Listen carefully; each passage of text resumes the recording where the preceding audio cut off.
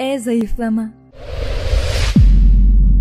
Zayıflamak için kardiyo ve diyet yeterli aslında. Fakat pilatese gelecek olursak daha düzgün bir postürü sağlamak için, nefes tekniklerini uygulamak için, beden ruh bütünlüğünü sağlamak için, daha ince uzun bir kas tonusuna sahip olmak için pilates tercih ediliyor ve sizin tamamen istekleriniz doğrultusunda da bir çalışma yürüttüğümüz için daha doğru bir tercih oluyor.